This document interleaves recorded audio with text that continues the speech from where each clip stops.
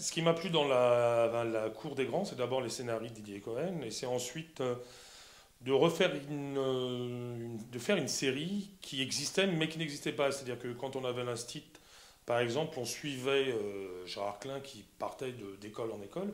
Et là, ce qui était intéressant, c'est qu'on restait dans la même école avec des personnages adultes et des personnages enfants. Et ce qui m'a plu, justement, c'est cette diversité entre ce monde d'enfants et ce monde d'adultes qui vivaient toute la journée ensemble, et puis on les retrouvait le soir, la directrice chez elle, avec ses problèmes de vie, et puis on retrouvait les enfants chez eux avec leurs problèmes de vie. 1, 2, 3. Alors déjà, le parti pris, ce qu'on voulait avec la production, c'était d'être au plus proche de la réalité. Et le plus proche de la réalité, c'était d'être même à la limite proche du documentaire. Alors, ce qu'on a décidé de faire, c'est de tourner déjà tout à l'épaule. C'est-à-dire qu'il y a très très peu de plans vraiment mis en place. Il y en a peut-être un peu plus dans la saison 2. Il y en avait énormément l'année dernière. Mais c'est à 70%, même 80% tourné à l'épaule. Ensuite, ce que j'ai décidé de faire, c'est d'enlever toutes les marques au sol. Parce que généralement, dans un tournage, on met des marques au sol pour les comédiens. Et ils doivent se diriger en s'arrêtant. Pof, je suis dans la lumière, là je suis pas dans la lumière, je sors de la lumière. Ce que je voulais, c'était que les comédiens ne soient pas tributaires de la caméra, mais que ce soit la caméra qui soit tributaire des comédiens. Et ça, on s'y était appliqué. Et en plus, ce que je faisais, des fois, je faisais sonner le téléphone portable, ou alors je balançais un gamin dans les pattes des comédiens en leur posant des questions. J'essayais tout le temps de désarçonner les comédiens par rapport au texte. J'avais pas envie que le texte soit sorti, récité.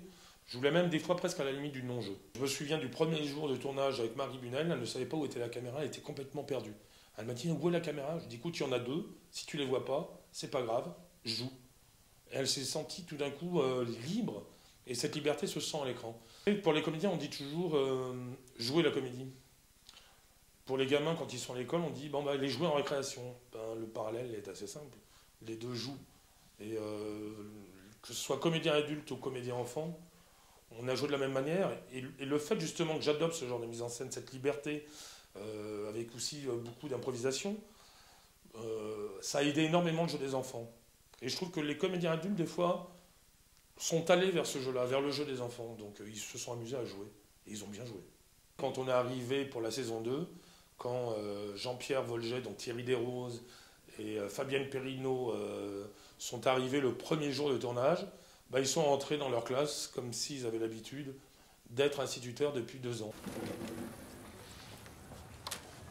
Je vous avais prévenu, hein. Ce contrôle compte double dans la moyenne. Ceux qui auront moins de 10 ne seront pas reçus. Oui, entrez. Oh, silence.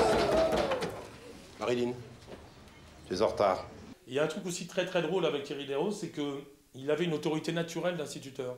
C'est-à-dire que j'avais plus besoin de faire le silence moi-même quand on tournait dans la classe de Jean-Pierre Volget. C'est Thierry Desroses qui le faisait. Et Thierry Desroses était l'instituteur. Donc en gros, c'est presque si je tape à la porte en disant Thierry, est-ce que je peux mettre une caméra dans ta classe? Ça ne te dérange pas que je filme pendant les cours? C'était presque ça cette année. Il y a beaucoup de projets en cours, mais rien n'est signé encore. Voilà, vous savez, c'est toujours par superstition. J'attends la signature. Appelez mon agent.